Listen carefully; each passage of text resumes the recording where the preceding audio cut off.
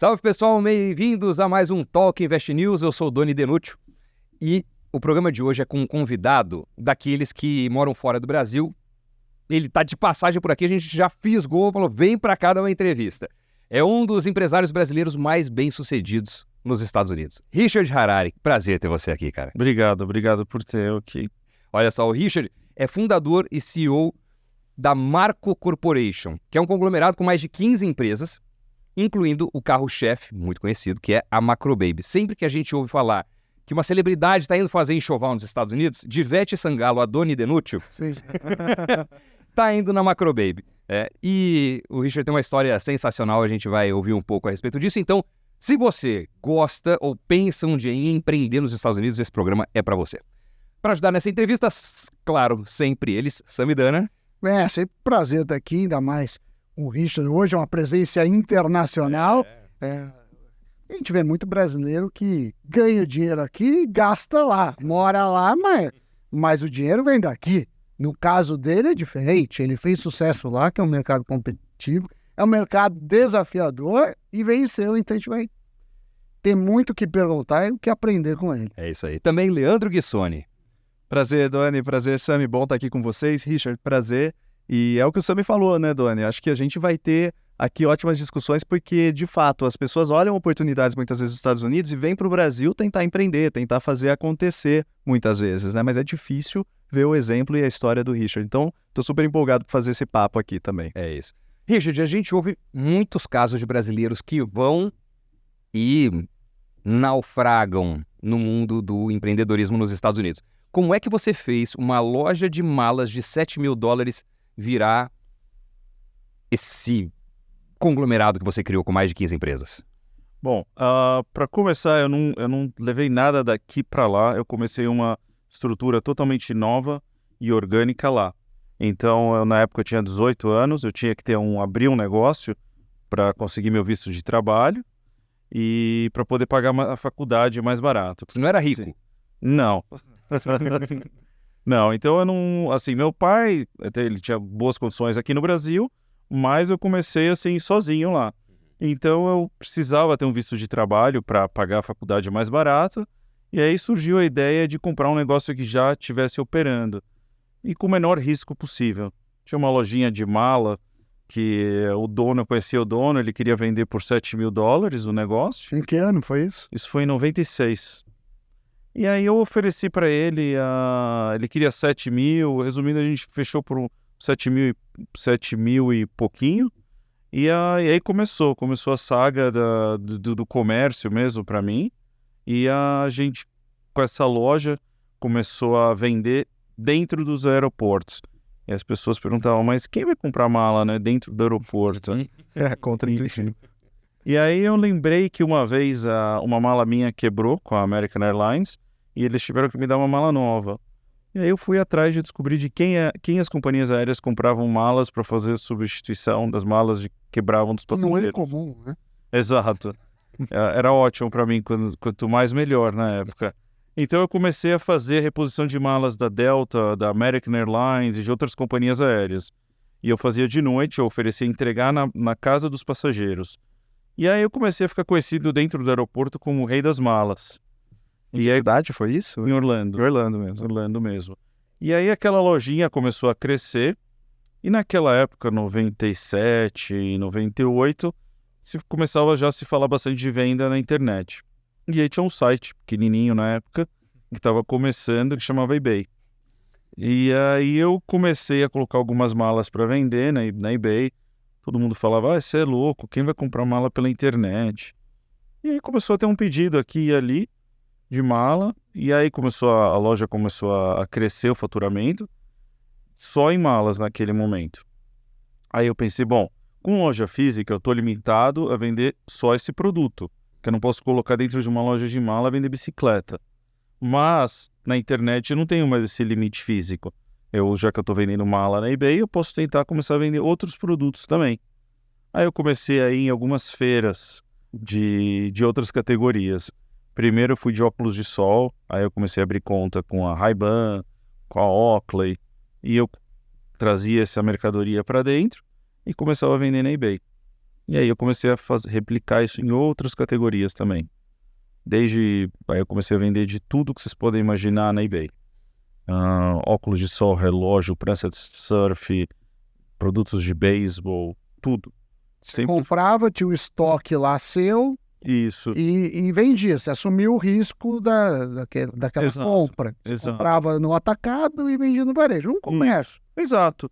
E focado sempre na eBay, focado sempre online. Canal de E venda. produtos novos. Sempre produtos novos e sempre marcas.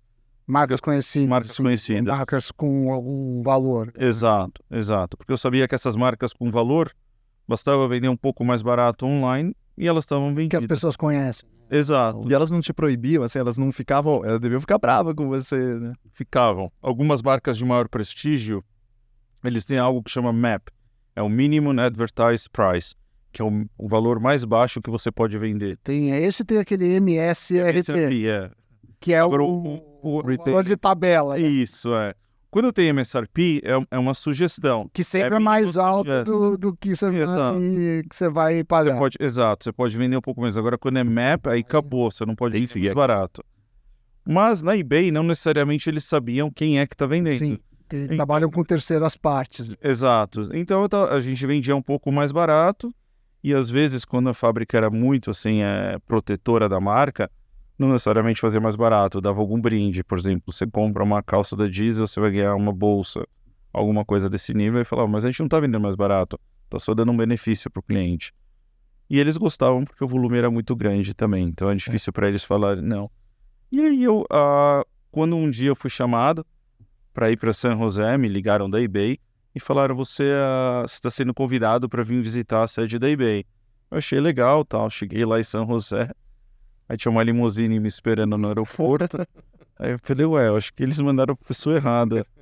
Aí cheguei, entrei numa sala da eBay, na sede, e tava lá a Meg, que era a CEO da eBay na época, e ela falou, vim aqui para te parabenizar que você é o segundo maior vendedor da eBay nos Estados Unidos. Caramba, e você tinha quantos anos? Tinha uns 22, 23. Olha isso. Numa época que marketing digital não era óbvio e nem tão fácil de ser feito, né? Não existia Ferramenta. as ferramentas, não existia quase assim, 1/10 das ferramentas. E a sua lógica era volume e margem pequena, pelo que eu entendi. Você ganhava, o negócio era giro, era volume e preço. Sempre o preço, claro, com produtos que são reconhecidos, mas assim, eu estou procurando uma marca famosa e tinha o preço que batia em todo mundo. Exato. E eu criava muitos kits também, às vezes não necessariamente o preço, mas eu criava kits, montava kits com as marcas que eu vendia.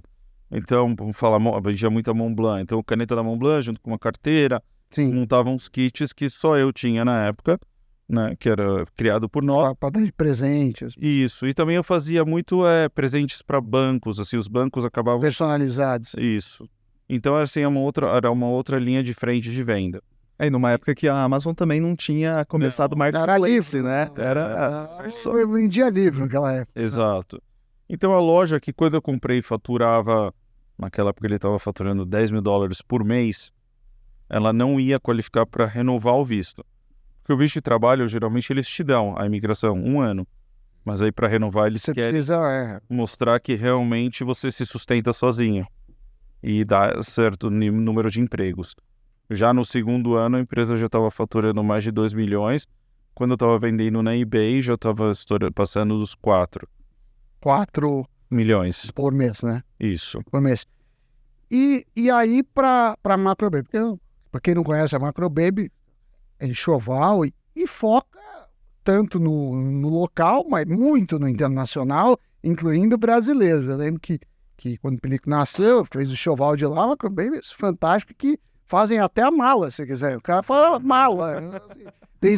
Não, eu não fui fazer, mas se eu fosse eu comprar, eu certamente pagaria esse serviço, porque eu sou absolutamente incapaz. E como foi essa transição? Então você estava lá, começou vendendo mala, depois pegou outras coisas, marcas, eBay, volume, Exato. e aí foi uma migração direta para a Macro Baby? Não, a Macro Baby era um braço da empresa. Você já vendia coisas? Já vendia muita coisa de bebê pela internet, tá? E aí, quando chegou 2007, que eu fui ter minha primeira filha, eu fui... Como a gente vendia tudo online, eu não via os produtos. Para mim era tudo Sim. caixas. E ficava num estoque seu. Ficava lá num depósito. E aí, quando eu peguei e falei, bom, eu vou numa loja de bebê para ver os produtos, porque eu quero comprar, quero pegar os melhores para minha filha e tal. Aí eu fui na Baby R Us.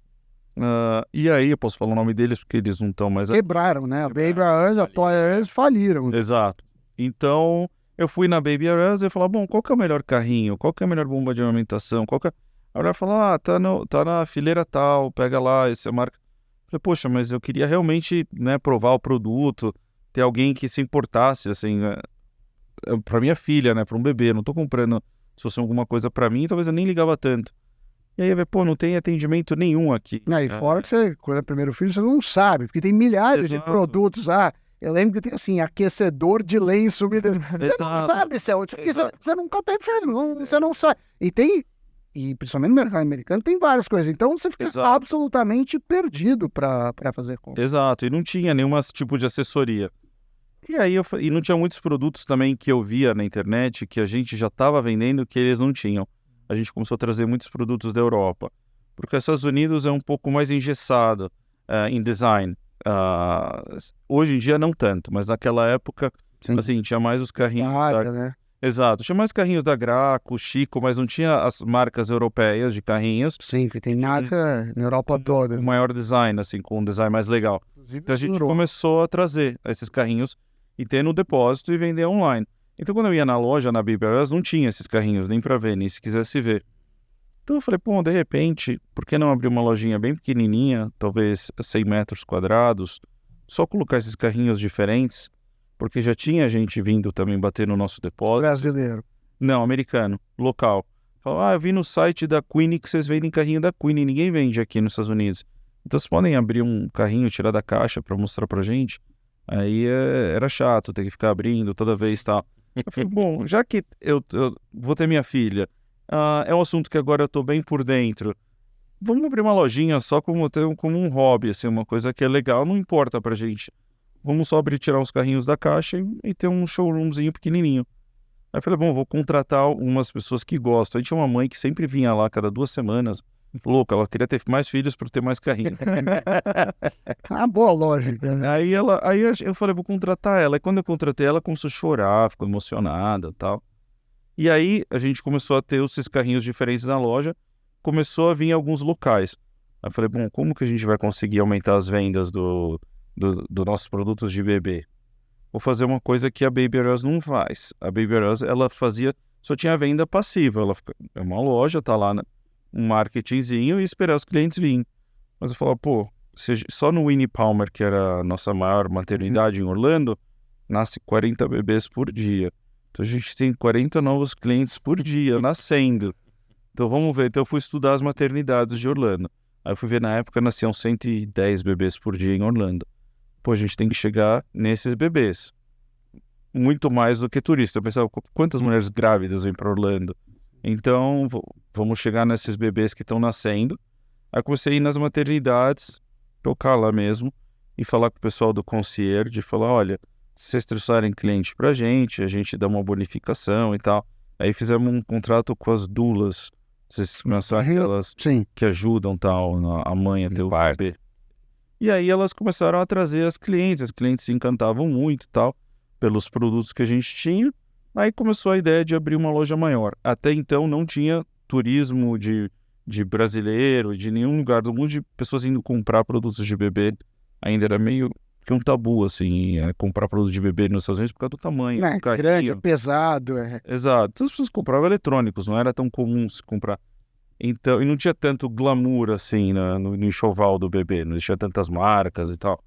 E aí, foi em 2012, 2013, que começaram a ir algumas celebridades para os Estados Unidos comprar produtos pro bebê. Primeiro que eu fiquei sabendo que estava na loja era a Ana Hickman. E muitas das celebridades eu não conhecia. Não foi uma parceria de marketing, foi no começo Foi pra saber quem era. não tinha nem ideia. Me falaram... Mas a Ana Hickman você vê de longe, né? Então, assim, essas pessoas iam pra lá, compravam os produtos, mas não era nenhum tipo de parceria e tal. Elas iam e compravam porque eles compravam coisas que não tinha no Brasil. Sim. E aí começou isso se formatar de tal forma, aí veio outras pessoas, uma delas foi o Rodrigo Branco, que naquela época tinha contato com algumas celebridades e falou, olha, tem tal pessoa tá grávida, vocês querem trazer ela para Orlando para fazer um enxoval? Aí a gente se interessou por isso também e bastantes celebridades começaram a ir para lá. E o nosso diferencial sempre foi que a gente tinha produtos que não achava em outros lugares, nem na Baby R Us, nem na Bye Bye Baby, que a gente tinha exclusividade já com várias marcas. Então, a nossa seleção de produtos era 45 mil produtos. Tudo bem, mas aí tem duas épocas, né? A gente tem aquela época de início do e-commerce, que é essa que vocês criaram, que as Sim. pessoas, de fato, iam nas lojas. Lá, uma época hoje que se faz quase tudo online. Você tem vários reviews de tudo. Exatamente. Bico de mamãe, qualquer coisa de bebê ainda tem review. E aí entra uma questão de preço, de entrega, de margem. E aí, como que você fez? Porque aí você virou o concorrente do Harari quando começou, que é o pessoal vendendo na Amazon, no eBay, vai vendendo pela internet sem o custo de uma loja física e às vezes com uma margem muito baixa para giro. Assim, como fez para o negócio sentar? Porque o tamanho da Macro Baby, você vai saber a metragem melhor que eu, mas é gigante, número de funcionários é gigante, é bem localizado. Interessante, foi o caminho inverso, né? Normalmente as lojas começam físicas e vão para online. Deixa eu expandir minhas vendas, vou para online. Você não. Você estava vendendo online produto para bebê, falou, deixa eu fazer uma loja física também. Exato. Foi esse movimento inverso, né? Do online para o físico. Mas aí você perguntou, ok, como que vocês aguentaram isso, né? O online veio aí com margens bem menores, mas lembrando, existe o MAP também, então eles também têm que respeitar isso. Senão, a própria Amazon, se ela vender um carrinho de bebê de uma marca de muito prestígio e eles forem queimar a marca cancela eles e para de vender para eles. Já aconteceu isso no passado, porque eles têm um policiamento de todas as outras lojas que vão lá e vão reclamar, olha, teu produto está sendo queimado na Amazon. Então, claro, marcas menores ou marcas... Sim, ou roupa, né? Exato. Produtos mais assim de baixo valor. Não tem tanto policiamento. Mas o que a gente sempre focou e foca é numa experiência diferente, novas ideias. Então, por exemplo, as pessoas chegavam na loja, eu não posso fazer um enxoval completo, eu tenho que comprar tudo amarelo porque eu não sei o sexo do bebê.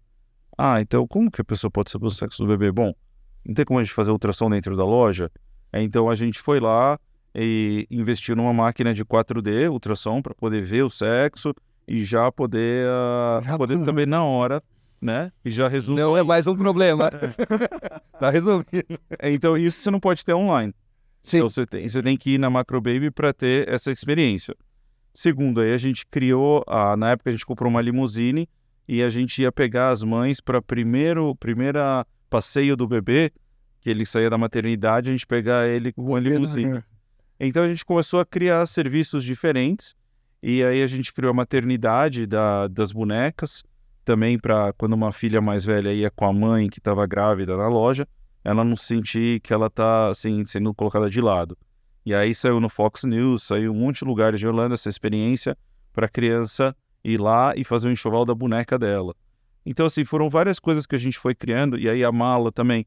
As pessoas compram online, recebem o produto, elas mesmas têm que empacotar. Tem a menor condição, já conveniente. E aí, essa experiência de poder ligar e falar com a gente criou um enxoval virtual, que a própria Ivete Sangalo, a Ivete, ela fez um enxoval dela virtual, uma pessoa ficava andando com ela, com um tablet pela loja, e mostrando os produtos e colocando no carrinho. Não era aquela coisa fria dela ir num site só. Então a gente foi criando vários serviços diferenciados para justamente atrair a mãe dentro da loja, não necessariamente ser uma venda fria de só comprar o produto e acabou. Então, assim, no decorrer do tempo, para se adaptar à loja, a gente foi criando um varejo 2.0, digamos assim, e uma experiência diferenciada. E isso que para a gente, eu acho que é o grande diferencial. Produtos diferentes.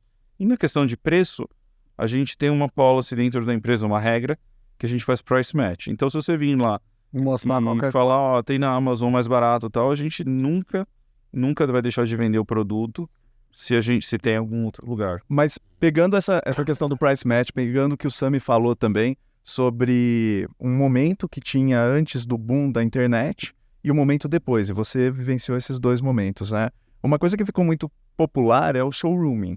E aí eu lembro que eu estava nos Estados Unidos lendo as notícias, e em 2016, mais ou menos, o CEO da Toys R Us e da Babies R Us, né, mesma rede, ele falou, não, esse negócio de showrooming não significa o final das lojas, né?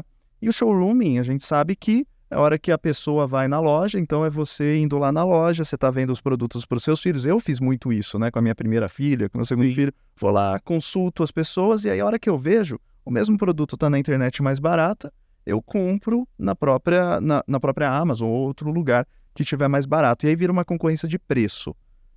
Como que um dos fatores, você disse em produtos diferentes que muitas vezes você não encontrava na internet. Isso daí te protege do showrooming, mas por outro lado, faz com que o consumidor às vezes vai procurar uma determinada marca lá e não acha. O Price Match, a Best Buy, que grande varejista de eletroeletrônicos, quase quebrou, fazendo Price Matching, né? Depois ela começou a cobrar dos fornecedores para fazer o showroom e falar, não, eu estou cobrando pelo espaço porque eu tenho a atenção dos fornecedores. Como que você sobreviveu? Porque a Toys R Us não sobreviveu, a Babies R Us não sobreviveu. Eu estava em 2018 morando em Boston, minha filha estava comigo de 1 ano e meio, eu fazia o showroom toda hora, eu ia para a loja, comprava online, até que eles quebraram. Ele que quebrou. Aí eles quebraram, eu fui lá pegar as ofertas. Quebrou. A família vende tudo lá do cara da Como que sobreviveu? Como que seu negócio sobreviveu e fez algo que a Toys R Us, Babies R Us não conseguiu? Então, as nossas margens, né, são as mesmas que a Toys R Us. Eles não têm grandes vantagens porque às vezes compravam um volume maior que o nosso. Então o price match às vezes é 10%, não é uma diferença muito grande. E hoje mais do que nunca, porque as fábricas não fabricam como fabricavam antes da pandemia. Então não tem muito excesso de inventário, que as fábricas estão queimando produtos. Antigamente sim, eles ligavam pra gente e falavam, você quer comprar 2 containers de tal carrinho que eles estão querendo queimar, e aí realmente chama uma diferença muito maior. Hoje em dia não, porque hoje em dia existe falta de mercadorias no mercado. Então o nosso price match hoje nem é tanto um problema, porque você não acha muitos produtos na internet. Mas o que a gente faz é realmente tentar fazer o price match, e a pessoa não está comprando só aquele produto, né? Então, igual a pessoa está comprando outros produtos também, a nossa margem vem pelo outro. Mas a nossa regra é de não perder a venda. Porque não é só a venda. O que eu falo é que se a gente deixar o cliente ir na loja do concorrente, se ele for lá e ele for bem atendido, ele vai também recomendar para outras pessoas. Então não vai parar lá. Então para que deixar isso acontecer? Já teve situações que a gente não tinha um produto que a gente foi na loja do concorrente e comprou. Melhor você ir do que eu. Exato, do que deixar o cliente ir. Agora, eu estava pensando porque aqui a gente está não sei o quanto você acompanha as notícias brasileiras, a gente algumas indústrias estão reclamando muito dos chineses. Sim. Tem até o negócio da Shein. Sim. É muito barato o site. Sim, assim, sim. É muito barato. Na primeira geração as coisas tinham uma qualidade ruim e agora já se encontra de todas as qualidades. Claro que demora horrores, que existe às vezes uma divergência do que você esperava e o que vem. Exatamente. Mas mesmo assim, às vezes chega a ser assim 10% do preço. Exato. Mas Como que tá lá esse negócio? Bom, quando a gente fala dessas empresas, né, de Shein, a gente está falando mais da indústria têxtil. Sim. Né? A gente não está falando... Você não vai comprar um carrinho... Eu não confiaria comprar um carrinho para o meu filho da Shein, que eu não saberia o que pode acontecer com aquele carrinho. Então, produtos funcionais, um relógio, de repente, eu não compraria... Agora, talvez uma camiseta, enfim, um produto têxtil, que isso sim afeta o Brasil, porque o Brasil é um grande produtor têxtil. Então, afeta o Brasil. Os Estados Unidos sempre teve produto muito barato. Você vai num Premium Outlet, já tem roupa muito barata. Então, não afeta tanto. E a gente não tem fábrica nos Estados Unidos. Então, pra gente é um a mais lá dentro dos Estados Unidos. Tá afetando quem? Afeta a Forever, a H&M. Não vem nem barato. Exato. Mas não tá afetando tanto a Macy's, que vem de qualidade. Não tá afetando as fábricas de relógio, a Tag Heuer ou a Ray-Ban tá afetada. Boa, não tá muito preocupado. Não. Então, assim, em produtos de bebê tem muito essa parte de safety, de segurança, tá? Então tem recall, tem um monte disso. Então, é muita responsabilidade. Eu não acho que nem a Shein entraria em vender carrinho. O car seat, pra você ter uma ideia, existe 5, 6 marcas que vendem o carrinho de bebê. É super difícil passar. Então, nos testes. A gente fabrica nosso carrinho. e não dá para uma fábrica da China pegar e mandar um carrinho para os Estados Unidos, a Amazon nem vai aceitar vender. Eles vão atrás de quem se der algum pepino? Então, já teve fábrica nos Estados Unidos que nem a McLaren, que vendia carrinhos de Sim, bebê. que era quase um guarda-chuvinho. Isso.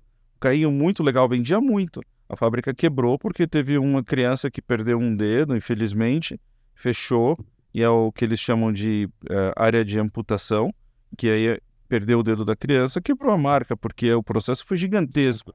Então você não tem como nos Estados Unidos esses produtos funcionais realmente serem afetados por marcas que nem a Shein, ou enfim. Ô, Richard, por que você não abre a Macrobaby no Brasil? Bom, a burocracia no Brasil não me atrai muito. Eu admiro muito quem empreende no Brasil, mas o motivo número 1 que a gente não abre aqui é Inmetro, é Visa e as complicações. O Brasil não é um país onde você chega e fala, ok, eu quero passar nos testes, eu quero fazer tudo, eu quero pagar tudo certo. Não existe um método simples para isso acontecer. Então, é assim, a gente já tentou trazer cosméticos. Aí são várias licenças que você precisa pedir. Quando você pede uma, a outra demora tanto que já expirou a primeira. Então, assim, é um processo tão complicado, tão contra isso acontecer, que não é atrativo. Então, se a gente vir para o Brasil com a Macrobaby, assim como outras empresas americanas já vieram, por exemplo, Office Depot, ela já teve uma operação no Brasil. Mas o que era a Office Depot? Ela era uma calunga ou uma papelaria brasileira com o nome Office Depot. Ela não era Office Depot, ela não tinha os produtos da Office Depot, ela não tinha os funcionários da Office Depot, ela só tinha o nome. Então a Macrobaby, o que seria a Macrobaby no Brasil? Seria uma loja de bebê brasileira com o nome Macrobaby. E aí o que faz isso para nós? É ruim, queima a nossa marca. Pela dificuldade de conseguir vender os produtos, a variedade, etc. Você vende lá. São 45 mil produtos na Macrobaby. Homologados no Brasil pelo Inmetro, desses 45 mil são mais ou menos 800. Então, para homologar cada produto, aí é um gasto de 10 a 50 mil reais. Multiplica isso por 40 e tantos milhões de reais que a gente iria gastar para colocar esses produtos aqui. Mas hoje o seu público como que é esse percentual? A gente pode dividir entre Orlando e outros americanos e brasileiros, estrangeiros e americanos. Como que você divide? Isso mudou muito com a pandemia, tá? Antes da pandemia, Orlando é uma cidade que a gente sabe 90% turismo. Então o público local não é um público muito forte em Orlando. Mas tem os 100 bebês nascendo por dia. Isso. Mas a gente tem que lembrar que os 100 bebês... Tem irmão, às vezes, mais velho que pega o carrinho. O público local de Orlando não é tão forte porque Orlando é uma cidade de serviço, que a maioria não é uma cidade de grandes salários, não é uma cidade que nem Nova York. De alta renda. Exato. Então, as pessoas trabalham na Disney, na Universal Studios. Os restaurantes, exato. Os sócios. Então, o público local não é um público que consome tanto quanto o turismo. E aí, quando veio a pandemia, todo mundo teve que se reinventar e afetou muito, não adianta ninguém... Afetou até a Disney. Se afetou a Disney, você pode imaginar o quanto afetou os outros mortais. Então, as pessoas tiveram que se reinventar. Muitos comércios fecharam. Até comércios grandes, franquias que estavam em Orlando, que estavam as moscas. Então, as pessoas tiveram que se reinventar e ir aí para o comércio local. E ver, ok, o que a gente pode fazer para vender nossos produtos ou serviços para o público local. E aí nós se focamos muito nos latinos, né? E também a gente tem um público americano forte. Hoje em dia não é mais, a gente consegue viver sem o turismo, conseguiria viver sem o turismo, porque a gente se adaptou para isso. Mas antes não, antes era muito mais, dependia muito mais do turismo do que hoje em dia. Mas a loja física é só em Orlando. Física só em Orlando. A gente tem planos de abrir em outros lugares, mas devido as negociações que a gente tem, porque precisa fazer sentido para nós. Antes de mais nada, eu falo que é uma operação financeira, independente do que você vende. Então tem que fazer sentido. Não adianta a gente querer abrir uma loja na Quinta Avenida e pagar 2 milhões de aluguel, que a loja nunca vai se sustentar, que é o que acontece. Muitos são lojas conceito. Exato. Retornar a gente não vive de ego. Então, assim, a nossa ideia é sempre fazer sentido financeiro. A gente busca hoje alguns pontos estratégicos, mas a gente consegue atingir muita gente através do comércio online também. Então precisa fazer sentido para a gente. abrir em outros pontos. Existem alguns outros pontos que a gente estuda, mas ainda não é que não apareceu, mas não fez sentido ainda. E a loja dentro da loja, né? Porque, por exemplo, você tem várias outras lojas, Target, Walmart, que vendem essa categoria de produtos e que elas estão passando dificuldades, né? Recentemente, a gente estava conversando aqui um pouquinho antes de gravar sobre a quebra, infelizmente, né, da Bed Bath & Beyond, uma rede que eu, pelo menos, gostava bastante, depois que eles colocaram marcas próprias e tudo mais, e várias outras complicações, né? Acabou levando a loja a quebrar, a rede a quebrar recentemente. Então, quando você observa, né, movimentos que você tem grandes redes deteriorando, você já pensou estar dentro de uma grande rede? Por exemplo, como algumas categorias isso já acontece? Então, por exemplo, a Toys R Us agora, eles colocaram um standzinho dentro da Macy's. Quase todas as Macy's têm um stand da... Tem a área de criança, de brinquedo. Tem. A minha filha ficou horas. Na última vez que eu vi agora eu lembrei. Tem mesmo. Então a Toys R Us, ela colocou é um shop que se fala dentro da Macy's. A gente já pensou em algumas vezes, mas a gente nunca... O que acontece, eu acredito, a gente já pensou em fazer Macro Baby Express e tal, é você perder a força da marca. Existe um café muito grande aqui em São Paulo que tá saindo nas mídias sociais, eu não vou nem mencionar o nome, mas é muito legal. E aí eu fui procurar por eles aqui. E aí só que eu fui numa filial, eu não sabia. Aí eu entrei e falei, pô, é só isso? Já pra mim perdeu o encanto, eu nem fui na matriz mais. Porque eu nem sabia. Depois me falaram, não, é que você não foi.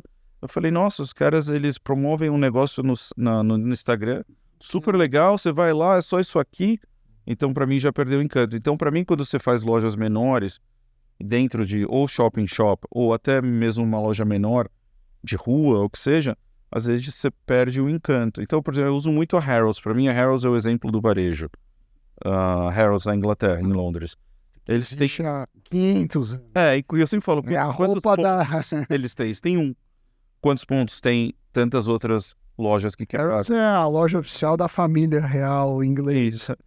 Mas e a logística? Como que você faz? Porque poderia te ajudar a logística. Aqui no Brasil é muito comum isso, né? Abrir loja, como o Magazine Luiza faz. Vira tipo um depósito. Que vira tipo... exato. Mas é um depósito muito caro, né, pra gente. Porque a gente fala do ponto... Não sei tanto no Brasil, mas lá o pé quadrado do varejo é 10 vezes mais caro do que o pé quadrado de depósito. Então a gente prefere ter um depósito em Chicago, na Califórnia, não necessariamente Você uma pode logística. ter... E você já tem depósito? Já. A gente tem depósitos em outros estados. Richard, você acompanha muitos empreendedores lá nos Estados Unidos. Muita gente que está no Brasil e quer ir para lá, você presta consultoria nesse sentido também. Sim. Quais são os principais erros dos empreendedores brasileiros que querem começar nos Estados Unidos? Arrogância. É chegar lá e achar que já domina, porque eles têm uma operação grande no Brasil. E daí você vê uma pizzaria grande do Brasil, não vou nem citar nomes. Aí eles chegam lá achando que já domina tudo, pega o cardápio brasileiro, só traduz para o inglês, os preços só convertem e abrem a pizzaria e tá lá. Aí você vê um cara que organicamente era um pizzaiolo, que ele foi crescendo, abriu uma barraquinha, abriu uma pizzaria e tá lá com 3 pizzarias. E ele começou em Orlando com muito mais humildade, digamos assim, e crescendo organicamente, sentindo o produto, o mercado dele, e ele tá lá e tá crescendo. E aí você vê o cara que chega lá com esse império daqui, que de repente não vai para frente porque já chega lá achando que domina o mercado. Então, isso infelizmente acaba funcionando contra a pessoa. Tem que americanizar o produto, tem que americanizar a marca, tem que trazer a marca para os valores locais. Eu uso como exemplo uma marca brasileira que eu admiro muito, a Balduco, que eles fizeram isso. E hoje eles são queridos pelo mercado americano. E quando você entra nos Estados Unidos, você tem que lembrar que o mercado que você quer atingir é o público americano. Se eu quero vir para o Brasil, eu não vou querer atingir um público daqui, os franceses que moram em São Paulo. Então, esse é um bom ponto, porque muita marca vai, né, para lá e falando, não, eu vou levar esse produto para os brasileiros que moram aqui. Exato. E aí eu vejo, por exemplo, o brasileiro, uma operação que eu uso às vezes até como exemplo, a Oakberry. Se eles forem depender só dos brasileiros que estão lá, ou do turista, o turista ele vai para lá, um copo de Oakberry é $20. Então, se você começa R$100, eu vou esperar para tomar daqui 2 semanas. Você tem desejo de açaí. Grávidas, aí pode ter um... Então, assim, às vezes não faz sentido. Então, você tem que fazer esse produto ser 100% voltado para o público americano. E essa adaptação que você disse, quando você fala a marca tem que adaptar para os valores locais, para o estilo local, para o consumidor americano, quais são essas adaptações? Quais são os valores que você percebe como grande varejista lá que mais pegam para o americano? Qual é o estilo da marca, o estilo da loja? Bom, eu acho que assim, o americano, quando a gente fala do varejo, é a experiência, né? E isso eu vejo desde a parte alimentícia até loja física, é a experiência que ele vai ter e tem que fazer sentido, tem que ter value, tem que ter valor. Você vê, por exemplo, os restaurantes de sucesso nos Estados Unidos, Cheesecake Factory, ele não tenta te dar o mínimo e te cobrar o máximo, ele te dá o máximo e tenta te cobrar o mínimo. Essa é a filosofia que você tem que entrar para entrar no mercado americano. Eu queria te fazer uma pergunta técnica. Eu sei que você gosta de finanças, pelo que você já falou. Quando a gente estuda finanças, você pega os livros, que quase todos são internacionais, baseados no modelo americano, o cara fala, olha, financiamento é bom, porque é uma dívida mais barata que capital próprio, ainda você abate de imposto. Aqui no Brasil, essa lógica é muito complicada, porque a taxa básica de juros historicamente é alta. A gente vai falar, uma Selic pode chegar a 12 no final do ano. Mas tudo bem, mas você não pega dinheiro a 12, a não ser que você tenha algum caminho direto com o BNDES. Você vai ter uma taxa de 40%, de 50%, de 60%.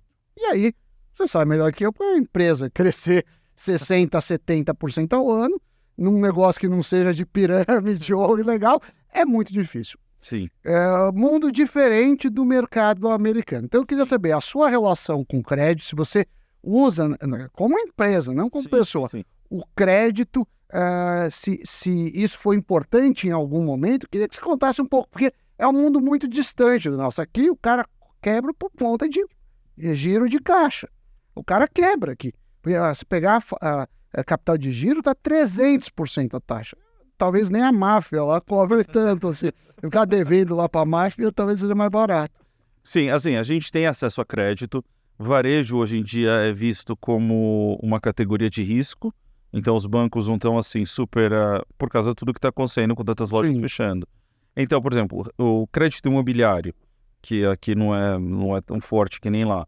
Então, para a gente, por exemplo, às vezes construir um depósito, construir uma loja, é mais fácil, porque você tem todo o colateral do próprio imóvel. Sim. Agora, a gente tem acesso a crédito, sim, é importante para nós, foi importante no começo da operação, com certeza, mas também a gente compra muito, a gente importa muito da China, e aí a gente não tem crédito com a China, a gente realmente, para a China, a gente está bancando a operação. É difícil alguma fábrica financiar essa operação. Então, hoje, para a gente, se a gente quiser expandir, abrir mais lojas e tal, talvez a gente vá atrás de crédito de banco, mas existe também muito capital privado que é disponível para nós, que a gente tem acesso. Então, assim, Mas há uma taxa... Há uma taxa justa que faça sentido para a operação, senão quem a operação consegue carregar isso, diferente do que acontece aqui no Brasil, que eu vejo que muitas vezes é o que quebra realmente, até porque aqui você precisa muitas vezes bancar a operação, né? Principalmente uma fábrica, porque aqui eu falo fábrica porque no Brasil se fabrica muito. Então as fábricas aqui, eles têm que comprar o tecido, até ficar pronta a mercadoria, até receber, então aí são 6 meses. E se ele não tem capital, acabou a operação dele. Mesmo se ele tiver, ele está deixando de ganhar 6 meses uma taxa altíssima. Né? Exato. Que alguém tem que pagar por isso. Né? Exato. Então esse acesso nos Estados Unidos, a gente tem o SBA, que é um empréstimo bancário que o banco tem o backup do governo. Se você não pagar, o governo vai te pagar. Então o banco... O risco dele é muito menor. O risco é menor. Então a taxa é muito menor e o banco geralmente abre essa linha de crédito para pequenas empresas. Até que valor de crédito? Eu acho que só para ter uma noção. Eu acho que hoje um SBA fácil, assim, sem muita restrição de documentação, 200 mil. Se quiser um SBA, você vai realmente fornecer dados da empresa, tudo mais, pode chegar a 1 milhão e pouco. E a taxa, um SBA loan hoje está alta um pouco. Sim, porque a taxa americana subiu muito. 9% ao ano. Mas assim, é mais barato que a nossa taxa básica de juros. Com certeza. Eu acho que isso que abala muito os empresários brasileiros que me procuram, muita gente hoje me procura para empreender nos Estados Unidos. nunca tanto na história, assim, hoje é um recorde de pessoas procurando, assim, para investir nos Estados Unidos, empreender nos Estados Unidos. E eu vejo, Richard, que você, assim, tem uma característica de disruptor nato, porque você tá... Quando o mercado está indo para um lado, você está olhando para um lado que ninguém está olhando, né? Então, com a sua história do eBay no final dos anos 90, todo mundo estava olhando o varejo físico, você olhou o online. Aí depois todo mundo começou a olhar o online, aí veio a bolha das .com, que afetou fortemente as empresas com e-commerce nos Estados Unidos, só que aí você estava olhando o varejo físico e experiência na loja. Então, onde que está todo mundo olhando hoje e aonde que o Richard está olhando? Porque eu estou interessado em saber onde você está olhando. Então, eu digo que retorno é 100% relacionado a timing, tudo. Não existe nada ruim. Bitcoin já foi bom, já foi ruim, já foi bom, já foi ruim, tudo é timing. Então, a hora de entrar em imóveis, a hora de sair de imóveis. Hoje, como eu já tenho um pouco mais de idade do que quando eu tinha 20 anos, eu procuro algumas coisas também de menor risco. Então, eu investo bastante em imóveis. Hoje, na cidade de Orlando e na Flórida é meio que um oásis dos Estados Unidos, porque muita gente está vindo de outros estados e tal. Então, ela não é muito afetada. Se tiver uma crise imobiliária em outros estados, não vai ser tão afetada. Mas eu procuro negócios novos, inovações em várias categorias. Então, eu tenho interesse de trazer alguma franquia do Brasil para os Estados Unidos, alguma coisa diferente, experiências de preferência. Então, eu vejo que o Brasil tem bastante criatividade em certos segmentos, até em bakeries, em coffee shops, que está crescendo muito essa categoria no Brasil. Então, assim, eu estou sempre vendo coisas diferentes para empreender, em negócios diferentes. Não necessariamente existe uma categoria, porque para mim todas são operações financeiras no fim do dia. Então, assim, não existe uma coisa específica que eu estou fazendo. Mas eu gosto muito de negócios, de várias categorias. Nada me deu mais retorno do que negócios. Então, imóveis sempre foi um retorno passivo para mim, acho legal. Mas nada me deu tanto quanto uma lojinha de $7.000. Se você fosse hoje começar do zero, qual negócio você abriria? Você faria de novo o que você fez ou você... Faria de novo. Eu gosto bastante do varejo. Se eu tivesse que começar algum negócio do zero, eu sempre ia focar em branding, em criar alguma marca, em alguma categoria. A gente hoje tem nosso escritório em Shanghai, então para a gente não é tão difícil fazer sourcing de alguma categoria de produto. Então eu iria para uma categoria que a margem é boa e que eu tenho alguma aptidão para isso. Então, eu acho que tem que ter alguma conexão. Hoje eu estou bem próximo ao mundo pet. Então, para mim é uma coisa que me interessa. Eu acho que existe um campo, e eu acho que sempre vai ter campo para qualquer categoria que você for melhor. Você vai falar assim, tem espaço para uma academia aqui no meu bairro? Para uma melhor do que a que existe hoje? Sim. Para uma igual ou inferior, provavelmente não. Olha lá, porque você não sabe dos bastidores pet, né, da marca que a gente está lançando aqui. E eu fui lá na Global Pet Expo, uma das maiores feiras do mundo, pet, a convite do Richard. E barraram... A convite do Richard. Vamos deixar aqui, barraram... A minha esposa. Sua esposa. Meu filho. E seu filho. Barraram. Pequeno Léo, não deixamos aqui o absurdo de barrar. A gente embarquei com a família inteira lá para encontrar o Richard na feira, só eu podia entrar. Mas tudo bem, também foi ótimo. Eu acho que deve ter sido por alguma questão de temor, de processo, de cachorro morder a criança. Imagine o processo. Você ficava rico, já. O Léo já não precisava nem trabalhar mais. Você podia até passar um perfume de picanha no Léo para ver se o cachorro... Ele tentou lá escalar internamente para ver se conseguia aprovar, mas não aprovamos. Mas foi uma boa experiência. Agora, você fala muito de investimento lá. Aqui no Brasil, você nunca investiu? Você não... Eu já entendi que negócio de bebê aqui é mais complicado. Mas assim, nenhum negócio aqui, claro, você está fisicamente lá, tudo, mas às vezes até por uma diversificação, às vezes por, sei lá, gostar do Brasil, que eu sei que você gosta. Sim. Eu vejo algumas possibilidades de negócios, estou vendo algumas coisas aqui, de entrar junto com algumas pessoas, alguns sócios aqui. É uma possibilidade ainda, mas a gente ainda tem muito para crescer lá, então... Geralmente a gente procura o que é mais simples e a gente domina mais. Mas eu lembro de uma fala sua, que você costuma dizer na palestra, que qualquer oportunidade que você tentar em nova ideia, como que é, Sam? Nos Estados Unidos, alguém já fez, alguém já pensou. Não tem isso. O diferente dos Estados Unidos é que geralmente a concorrência é brutal em qualquer setor e aí duas coisas acabam implicando, né? O primeiro é um gasto de marca que você tem para criar, porque como que vão saber que você existe? Existe, às vezes, milhares, dependendo do setor de marca. E a segunda é que a margem nunca é grande, porque a concorrência impede margens grandes. Você pode ser sensacional, mas principalmente no começo, se tiver uma margem fora, você expulsa o mercado. O que impõe, obviamente, a um retorno comedido. Assim. Concordo. Mas o potencial no Brasil, eu vejo que é muito grande. Sim, eu vejo, me dói até ver certas coisas que eu vejo aqui que falta. Assim, aqui o potencial é muito grande porque falta muita coisa.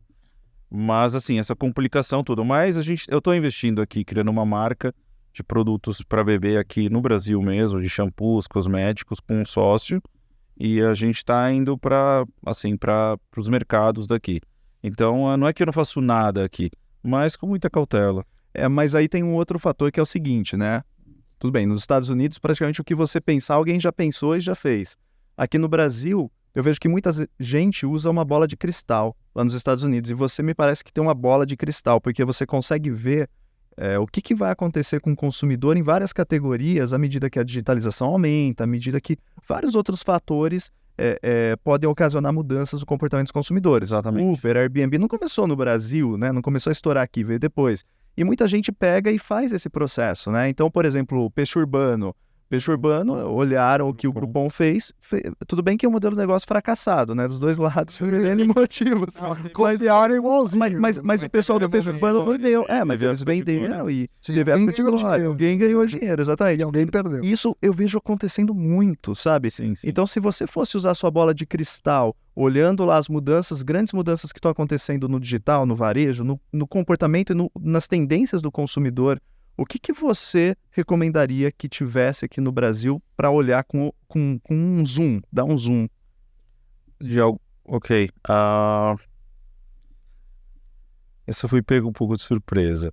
Mas se eu tivesse que pensar em alguma empresa ou algum negócio de alguma coisa que está começando lá, que eu acho que está em andamento já, seriam os deliveries com drones, mas eu não sei como que isso vai funcionar em São Paulo. Legislação. Legislação aqui é bem complicada, mas é uma coisa que eu estou vendo que está progredindo lá. Não é uma coisa que foi uma ideia e foi um gimmick, alguma coisa dessa forma que não está indo para frente, está acontecendo, porque eu já estava vendo as aplicações para isso acontecer dentro do governo da Flórida, então está indo para frente. Eu só não sei no Brasil como que isso vai acontecer. Então, assim, hoje lá nos Estados Unidos, que eu penso em algum conceito de lá que poderia vir para o Brasil. Alguma grande mudança do consumidor lá que você falou, opa, isso pode ser uma hipótese para que vai acontecer no Brasil daqui a um tempo. Assim, o que você sabe que está acontecendo com o ChatGPT e todas essas coisas, eu acho que isso é uma coisa que, assim, já está afetando lá. Os escritores, tudo mais. Eu tenho amigos que trabalham com a Netflix lá e eu acho que cada vez vai acontecer mais isso aqui também. Então, essa parte de Artificial Intelligence eu estudaria bastante para o Brasil, que eu acho que é uma coisa que está vindo forte e não sei como vai afetar aqui o Brasil. Uma coisa que hoje já é uma preocupação nos Estados Unidos, storage. Muitas pessoas investiam e ainda investem em storage, sabe? São aquelas unidades. E se fala que no futuro, tá? Eu já tive uma operação de storage, eu vendi, que se fala que no futuro, hoje com uma geração muito mais minimalista, que eles vão ficar para trás e vai ter muito menos demanda, só que hoje ainda se constrói. Só que é uma preocupação para as próximas 2 décadas, que esses storages que estão construindo, quem que vai usar eles, porque a nova geração não compra em excesso que nem comprava as gerações passadas e que vai sobrar espaço de storage. Richard, assim, sem dúvida você teve muitos acertos na história aí, muito interessante e inspirador. Eu queria saber se teve alguma coisa que você se arrependeu, ou porque investiu errado, ou porque alguém te passou a perna, enfim. A gente sabe que a vida... o saldo, eu não tenho dúvida que é muito positivo, mas se tem alguma coisa assim que, poxa, fiz uma visão errada, uma leitura, ou se não, Claro. pô, ignorei a legislação, tomei uma multa, inviabilizou o negócio. Pode acontecer.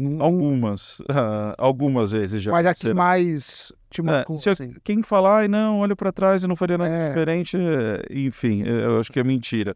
Mas já tiveram algumas, como muitas pessoas já levaram golpes nos Estados Unidos, Muitos. eu também já Muitos levei. brasileiros dando golpes em brasileiro. A gente exporta muito estelionatário. Infelizmente, assim, hoje está em altíssima isso, muitas pessoas me procuram. Eu ia abrir uma pizzaria, fui lá ver, não tem nada, não tem nem o ponto, não tem nada. E muita gente chega lá pensando que é a terra do Mickey e infelizmente não faz a due diligence de ir atrás. Mas já tiveram alguns negócios que eu entrei junto e que não foram para frente. Assim, tem um exemplo de uma empresa de vitaminas e suplementos que eu abri lojas e tal, mas a própria indústria de vitaminas e suplementos ela está sendo totalmente absorvida pela venda online e pelas grandes lojas. Tem aquela Vitamin Shop. Vitamin Shop, isso. Tem A GNC. GNC, né? Então as duas estão mal. Porque no futuro é uma categoria. Como antigamente tinha o açougue nos Estados Unidos, tinha a floricultura, e tudo isso foi sendo absorvido por dentro Hoje, do Walmart. nas farmácias. Então, vitaminas e suplementos também está sendo absorvida. E está justamente agora, nessa época, que está sendo absorvida 100% por dentro do Walgreens e do Walmart. E todas as outras grandes lojas estão trazendo para dentro a operação de vitaminas e suplementos, que eventualmente se fala que não vai ter mais muitas lojas especializadas só nisso. Eu estava numa operação dessa, que realmente não estava indo muito para frente e eu saí fora. Isso é interessante, olha a bola de cristal, né? Porque aqui no Brasil ainda a gente está vendo que tem uma proliferação dessas lojas especializadas, suplementos e vitaminas, porque e muitas indústrias começaram a prosperar nessa área e ficaram milionárias, e algumas que eu conheço bilionárias fazendo essas marcas. E aí fazem a loja especializada. Exato. Então lá nos Estados Unidos a gente vê que antigamente as marcas mais premiums de suplementos e vitaminas vendiam só nessas lojas especializadas. E as marcas de combate vendiam no Walmart. Principalmente a GNC, tinha produtos próprios, né? Eles Exato, para uma linha própria, né? Que eu não sei se era premium ou não, mas... A GNC já fez bankruptcy. Então ela já está fechando um monte de lojas. Porque hoje em dia o Walmart, o Walgreens já está trazendo essas marcas premiums para dentro da operação deles. Então no fim não tem muito diferencial dessas lojas para comprar dentro de qualquer outro grande varejista. Oi, Richard, quais franquias você mais gosta e quais você mais indica para quem quer abrir um negócio nos Estados Unidos e reduzir o risco usando já um sistema que está funcionando com outras unidades por aí? Eu gosto de franquias que não exigem muita mão de obra, tá? Então, quando a gente fala de franquias e que não é tanto sazonal. A Häagen-Dazs é uma franquia que eu gosto bastante, a gente já conversou sobre isso. É uma franquia relativamente simples de se operar. Eu gosto da Cinnabon, que é uma franquia de um grupo que chama Focus Brands, que eles têm umas 15 marcas. Faz aquele cinnamon roll? Exato. Tem um Life Shelf bom, é um produto. Então é uma operação simples. Eu gosto também da Auntie Anne's, que é uma operação bem enxuta também, que são os pretzels. Geralmente franquias na faixa de 200, 250. Precisa de muito espaço também. 250 mil dólares de investimento. Isso. É o que é mais procurado, tá? Aí existem franquias mais caras, que são aquelas de trampolim, dos jumping parks. Aí são franquias de 2 milhões, 2 milhões e meio. São franquias bem mais caras. Mas as de 200 mil, para a gente poder comparar, o cara põe 200 mil, qual que é o retorno esperado mensal após imposto? Então, nos Estados Unidos, né, existe o documento FDD, que é o documento da franquia. Naquele documento nunca pode estar escrito por lei quando vai ter o retorno e tal. Prometer. Mas uma média que você espera de uma franquia é um retorno aí de 3 anos. 36 meses você tem o teu valor investido. E a vantagem de franquias nos Estados Unidos, que eu acho que não é como funciona no Brasil, é que é muito fácil vender uma franquia. Então eu já comprei eu mesmo operações da Planet Smoothie, por exemplo, que é uma franquia de smoothie. Você compra uma franquia dessa, 250 mil, às vezes o franqueado não está mais interessado em operar. Você opera e torna e vende ela por 350. Uma franquia nos Estados Unidos você pode vender ela em questão de uma semana, ela está vendida. É bem aquecido mesmo. Então, assim, é muito fácil vender negócios nos Estados Unidos. Até porque você pode fazer uma due diligence e puxar tudo daquele negócio muito rápido. Então, é um bom negócio para franquia por isso. Você não gostou, vai mudar de estado, tal. Eu não perde. Não. Esse da Cinnabon é interessante porque, eu não sei se foi você que me falou ou alguém quando estava conversando, do ponto de vista do produto, que beleza, o dia 1 é um cinnamon roll, então tá ali, bonitão e tal. Sim. Nem todos vendem, né? No dia seguinte, o que eles fazem? Eles pegam esses que não venderam no primeiro dia, cortam em pedacinhos pequenos, tipo bites, e colocam num copo, e vendem no copo. Se no segundo dia não tiver vendido isso, esfarela e vende, sei lá, como farinha então tudo aproveita. Você Não sabe de nada. É mais ou menos isso, né? Você sabe que eu tô dando aula no ISPA e lá tem uma, acho que é Mr. Cook, vende cookies. Sim, delicioso. E lá a faculdade, à noite, quer dizer, o dia inteiro, mas à noite acho que fecha às 10 ou 10h30. A aula acaba acho que às 11 ou 10h40, fecha às 10. E a partir das 9h30, eles fazem Promoção. metade do preço. Aí tem uma fila de alunos, às vezes, pro 9h20, esperando dar o... A mudança. Que é a pior compra que você faz, você pode perder muito dinheiro em 1 minuto. Então, como você sabe o comportamento, também o cara das 9 às 9h30 que sabe disso, ele evita. Eu acho que é às 9 que muda o preço, então acho que das 8h30 às 9, enfim. 60 segundos que podem mudar muito o valor pago do negócio, né? Exato.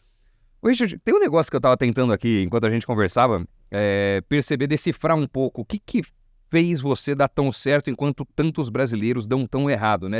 As técnicas e tudo mais. Acho que ficou muito claro que você tem uma baita de uma visão de negócio. Acho que você é um vendedor nato. Então, independente do produto que você pega, você acha mercado para aquele produto. Acho que isso é muito interessante. Você vendeu de óculos a prancha de surf, a carrinho de bebê, um pouco de Mala, né? mala, né?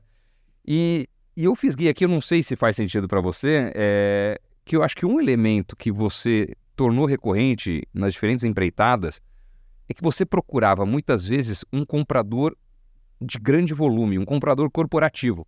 Então, quando você falava assim, eu vou vender coisas para bebê, vou procurar as mães, mas eu vou nas maternidades. Nas produtoras. Não vou vender para as pessoas, mas vou para a companhia aérea. Né? Vou vender produto, mas vou para a empresa que pode comprar brindes em volume.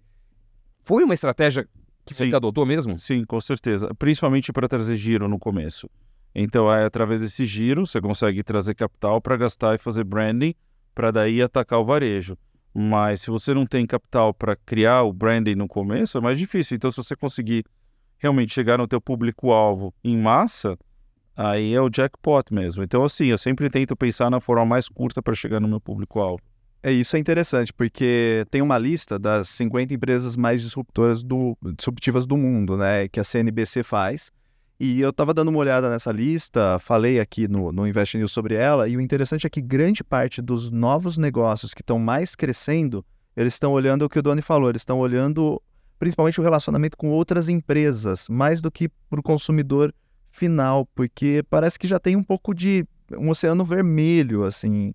Sim, como eu concordo bastante. Sim, eu enxergo isso, assim, que existem necessidades, por exemplo, que o nosso termômetro não necessariamente a gente vai chegar de uma forma no cliente final através da maternidade. Para nós, que a gente está no produto de bebê, ela é nosso termômetro. Então, eles sabem, às vezes, de produtos que existem necessidade no mercado. Para a gente fazer um sourcing é muito mais fácil, eles são nosso termômetro.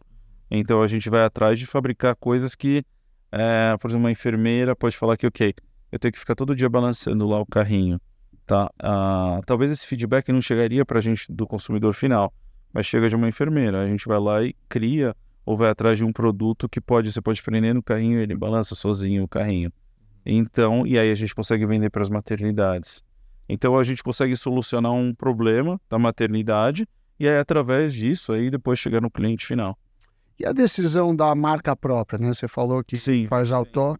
Quando que aconteceu isso e para que segmento dentro da Macrobaby? Tá, então assim, a gente sabia em alguns produtos que a gente tem as mães vão procurar e algumas fábricas não fabricam esses produtos. Então a gente também tem o termômetro, né? Que as fábricas não vendem direto, a maioria deles pelo menos não vendia.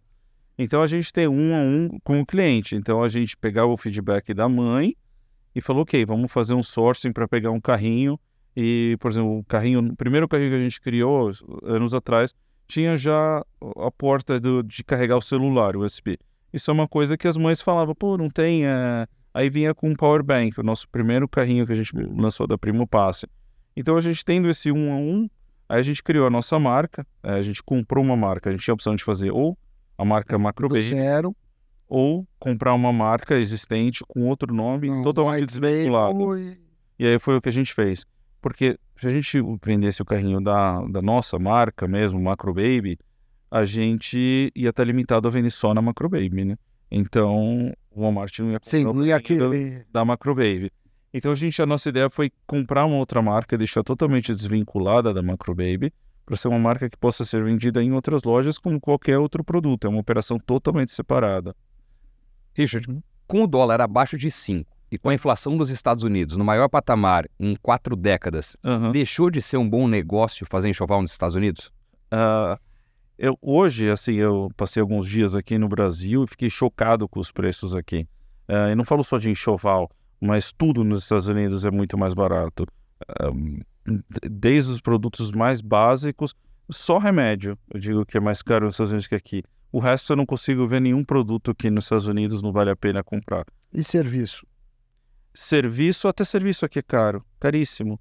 Até uma massagem aqui é caro, comparado com os Estados Unidos, até em dólar é caro. Então, assim, já chegou a época que um americano vinha para cá e era rei. Isso era muito barato. Hoje não, você não é mais... o Brasil não é um país que atrai turismo internacional de forma alguma. É muito mais caro você vir para o Nordeste brasileiro do que você ir para Bahamas, para Cancún, para qualquer outro lugar. Então, assim, eu não sei, assim, quando fala... porque para mim é tão óbvio que é muito mais barato nos Estados Unidos que aqui. Não tem nem comparação, que vale muito a pena. Serviços, historicamente, no Brasil era muito barato. Hoje... Restaurantes, assim, você converte em dólar, comparando com o equivalente lá, você come nos melhores, pelo menos comia no restaurante dos melhores em São Paulo, com um preço em dólar muito mais barato dos melhores restaurantes de Miami, ou até mesmo da Flórida como um todo. Se você pegar, sei lá, Michelin de estrela, hoje você já não percebe mais isso. Não, de forma alguma. Já vejo que é bem caro. Você ir num japonês, um dos melhores japoneses de São Paulo, e num de Orlando, você vai gastar mais, ou igual ou mais aqui. Sendo que não faz muito sentido, porque eu sei que a mão de obra aqui lá é mais cara. É muito mais cara. Mas os impostos. E tocando nessa questão da mão de obra, né, do labor cost. Então, se você olhar, por exemplo, lá nos Estados Unidos é muito caro. Então, pega aplicativos de delivery como exemplo. Aqui a gente tem, não sei se você teve contato recente, mas iFood, Rappi, Zé Delivery, James Delivery, você nomeia, né? E põe o delivery depois. E esses aplicativos aqui dão muito certo. Só que, por exemplo, nos Estados Unidos, eles não dão tão certo porque o labor cost, o custo da mão de obra é muito caro para você ter alguém indo lá igual o Rappi. Vai lá fazer a compra para você e te entregar. Então, inviabiliza o crescimento de modelos como o Grubhub, que tem lá nos Estados Unidos, entre outros, né? Então, você percebeu que os preços aqui estão mais caros, né, nessa sua vinda. Absurdamente. Mas como que você compõe essa questão do preço da mão de obra, né? Porque o preço da mão de obra, e você lida com isso porque você tem funcionários no negócio que você faz. Como que você lida com, equaciona esse componente? Porque ele faria ficar caro o preço de serviço, por exemplo, de produtos, como você me falou. Exato. E a mão de obra dos Estados Unidos subiu bastante depois da pandemia. Eu ia te perguntar disso, emendando. Eu fui para os Estados Unidos logo depois da pandemia, a passeio, em Orlando especialmente.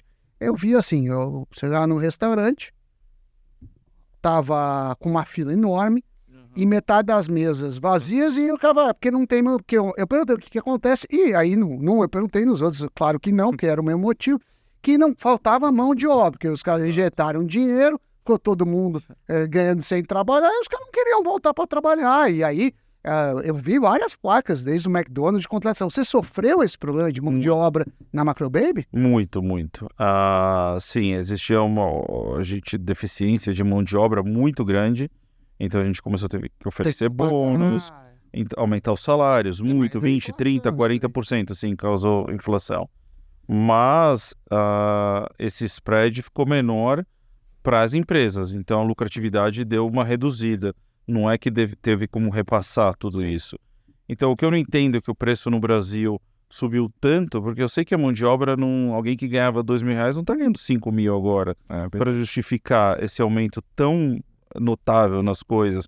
Então, não sei aonde está indo, se aumentou tanto o preço da matéria-prima, né? Algumas sim, né? Frete, por exemplo, Sim. foi um caos, né? Imagino que você Sim, sofreu isso muito. também. Aqui também, o próprio dólar, né? Em determinado momento deu um salto.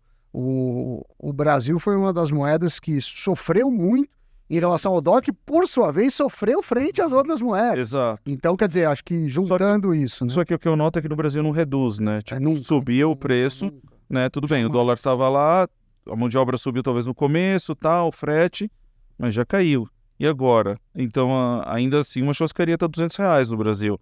Então, assim, não é que deu uma reduzida agora por conta de todos esses fatores. Não, ficou lá em cima.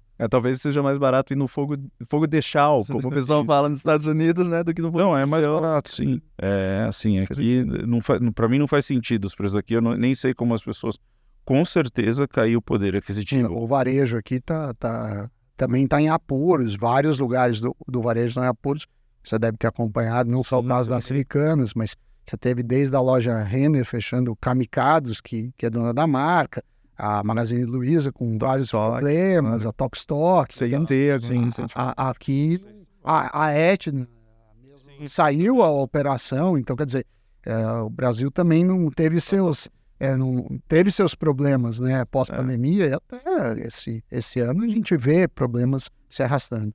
Talvez é o custo Brasil, né? Como são faladas, ineficiências aqui, infelizmente. Sim. Uma operação aqui que eu vejo, isso até tirei foto para debater lá nos Estados Unidos na faculdade, as operações que lá é 1 ou 2 pessoas, aqui tem 6. Exatamente a mesma operação. Mas é capaz de lá os dois custarem mais que os seis, sem as leis trabalhistas. Se for com as leis, Exato. aí não tem para ninguém. Exato. Aí não tem mais. Mas isso você entende por que essa diferença? Produtividade. Falta de educação, falta de preparo. Falta de preparo. Hoje mesmo eu estava num lugar, num restaurante, e eu estava vendo uma pessoa sendo entrevistada, assim, e você vê que existe, e é uma marca grande onde eu estava, e que, assim, era tão nada produtiva a entrevista, sabe? Lá é tudo digital e tal. Então, assim, a pessoa perdendo 2 horas para conversar, imagina se ela tiver que entrevistar 15 pessoas. Então, assim, uma falta de produtividade. Lá cada centavo a gente tenta criar aplicativos para facilitar, para ter mais produtividade. Mas para mim isso tem muito a ver não só com a educação, mas também com a concorrência. Porque se lá o cara morre, simplesmente ele morre na questão de concorrência. Mas você falou de contrato. A lei trabalhista aqui é complicadíssima. Sim. É cara para demitir. Muita empresa não demite porque não tem caixa. Fala assim, o cara eu não preciso mais dele, mas fica lá porque... E ele quer ser mandado embora, fica fazendo corpo mole. E eu queria que você falasse um pouco da agilidade do mercado americano. Você contratou alguém, passou o período de experiência, lá se é que tem. Como é que é para demitir? Quanto custa? Não custa nada. É um país capitalista, é um país onde o governo não coloca a mão. O problema é teu quando você não quer trabalhar lá, não trabalha. Então, tem os sindicatos, né? Alguns lugares têm unions, tá? Então, por exemplo, assim, onde fazem os filmes em Atlanta, tenho amigos que trabalham lá e tem as unions, que são sindicatos, mas não chega aos pés das leis trabalhistas aqui. O que eles reclamam lá das unions eles têm um pouquinho de poder a mais do que quando não tem union, mas não se compara, porque o interesse da union também é estar todo mundo trabalhando, enfim, é um interesse comum com os empregadores. Então, aqui eu vejo que existe um pouco dessa guerra entre o empregador e o empregado, mas é porque eu acredito que o Brasil, infelizmente, o governo federal, estadual, se mete demais nessa relação, que não deveria ser. Gosta de um governo se metendo. Então, nunca é bom, eu acredito que nunca é bom quando você traz o governo dentro de casa. Resolve, se você não está gostando de trabalhar naquela empresa, vai trabalhar em outro lugar, e vice-versa. Lá na demissão não tem algum custo específico? Não, você dá se você quiser. Eu já tive funcionário que a gente... É negocial entre patrão e empregado, empregador e empregado. Se fale mal de você, dá alguma coisa. Ou se ele prestou algum serviço. Exato, por a muitos gente anos. já cortou uma pessoa que ele ficava assistindo vídeo do YouTube, a gente pegou na câmera. Bem que não era o Xvideo, não era mas só o YouTube. A gente mandou ele embora. Na hora de mandar embora, Você mostrou... era um funcionário muito antigo, que eu tinha assim, muito respeito por ele. A gente colocou um cheque na mesa de acho que era $5.000, ele pegou o cheque na hora e falou, rasgou, não posso aceitar isso, muito obrigado, porque eu mesmo fiz por merecer. Então é uma relação que não tem um terceiro. Funcionário Aí você contratou. Não tá querendo trabalhar. Então, mas e o outro exemplo? E o bom funcionário? Porque você precisa ter para administrar tanto negócio, Exato. um primeiro escalão muito bom. Exatamente. Onde que você recruta as Então, pessoas a gente do primeiro recruta escalão? essas pessoas, e essas pessoas têm que estar contentes no trabalho, senão eles também podem sair. Então, aí vem todo um plano de retenção de funcionário. Aí você faz não segura convênio de saúde, plano de retenção, que eles ganham um pouco a mais, uma participação de lucro. E aí eu, sempre dentro das minhas empresas, a gente tem um ambiente muito de família. Família mesmo, assim, de dormir no hospital quando tá passando mal um diretor da empresa. A gente é muito, muito amigo. Então, a gente tem isso lá, até porque chama Macrobaby a loja de bebê com coração. A gente bate muito nisso, no lado família. Então, a gente se tornou muito amigo, todo esse pessoal do primeiro escalão. Mas, e a gente sempre tenta criar planos de retenção de pessoas, porque sabe que eles podem virar as costas e falar tchau, obrigado. Nem precisa falar obrigado. Vai sair com a caixinha. Então, Tá com as coisas na caixinha e tchau. e Orlando, em especial, é uma cidade de muita rotatividade, Sim. porque as pessoas se mudam de lá. Muita gente que vai morar lá não fica lá. Uma cidade muito transitória. Então, pra gente é um problema dobrado. Rotatividade. Porque é o problema dobrado, porque muita gente não tá saindo porque não gosta do emprego, mas porque tá mudando de cidade. Não tem o que fazer. Não tem muito que você possa fazer. São quantas empresas que você tem hoje? No total, são 16. 16 empresas. Faturamento total do grupo? A gente geralmente não disclose o faturamento. Beleza. Quando você olha no retrovisor, agora, primeira... Diga lá. E desculpa. O motivo que a gente não se foca em faturamento, eu sei que todo mundo quer saber faturamento, a Forbes quer saber faturamento, todo mundo fala de faturamento. É porque para mim, faturamento não significa absolutamente nada, tá? Eu prefiro ser dono da barraca de cachorro-quente do que dono da Toys R Us 3 anos atrás. Porque o dono da barraca de cachorro-quente, ele estava faturando e estava tendo lucro. A Toys R Us faturando 3 bi, estava perdendo 1 bi por ano. Então... Mas o lucro vocês falam quanto é que é? Se quiser falar. Não, mas bom, a Toys R Us quebrou e eles estão, né? Tem Dá uma lucro. dica. Tem lucro. A gente não tem dúvida. Não, quando você olha no retrovisor, o Richard lá, final dos anos 90, que abriu ou comprou a lojinha de mala por $7.000 e hoje tem 16 empresas no grupo. Qual que é a grande lição que fica para você? A grande lição é que para ter calma, que tudo dá certo, tudo vai se formando no tempo certo. Então, não atropelar as coisas. Mas eu tenho uma curiosidade. Não sei se a gente ainda tem tempo, eu tenho uma curiosidade aqui. A curiosidade é a seguinte: você falou bastante em negócios de experiência, negócios físicos. Você começou no digital. O caminho natural de quem começou no digital muito lá atrás era tentar estourar no digital, ter feito alguma coisa mirabolante no digital. Exato. Qual que é o seu olhar para negócios digitais hoje, Richard, com a experiência que você tem? Lucratividade. Então, eu acho que assim, muitos negócios cresceram, estouraram, com tantos SKUs possíveis que eles conseguiam ter, e esqueciam a lucratividade do negócio. E eu vi negócios gigantes online quebrarem. Os maiores de bebê online fecharam, os maiores de bicicleta online fecharam, de malas, sites que eu admirava demais. E todo mundo tem um erro muito grave que eu acho. Todo mundo fala assim, vocês têm... Tudo bem depois, né? Exato. Então, assim, eu acho que é gravíssimo isso. Eu acho que você tem que sempre... A operação é pequenininha, tem que ter lucratividade. Foi crescendo. Tudo bem que às vezes você tem uma menor lucratividade com volume maior, prejuízo mas não deixe de lado a tua lucratividade. Eu vejo isso muitas pessoas fazendo e outras pessoas sempre falam assim, vocês têm loja é mais caro. Quem que falou que a operação online é barata? A operação online é caríssima também. A gente tem operação online.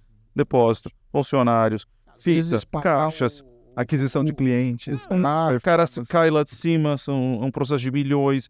Então, eu não sei de onde que falam que loja é tão mais barata, loja do que operação online. Todo mundo, a Amazon não gasta nada, A Amazon, eles têm uma grande vantagem que é só online. Não, é quando você é um marketplace, você não tem nada. Exato, só, marketplace você deixa lá, tudo sim, bem. mas quando você tem a operação de fato... Exato, e mesmo o marketplace que a gente vende muito na Amazon, na categoria bebê a gente é um dos maiores, o FBA, a gente paga para a mercadoria estar lá dentro também.